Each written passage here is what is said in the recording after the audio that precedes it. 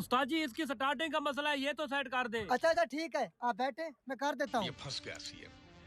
चलो भाई देखो अब मैं क्या करता हूँ। तो रुको जरा, सबर करो। बोला धक्का बुक्की नहीं करने का, आराम से लेने का। लेकिन ये साला कर क्या रहा है यहाँ पे? भाई यार आप सेट तो कर लेंगे ना?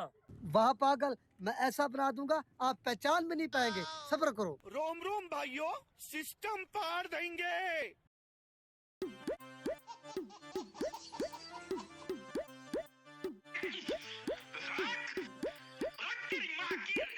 यार लगता है उस्ताद काबिल है।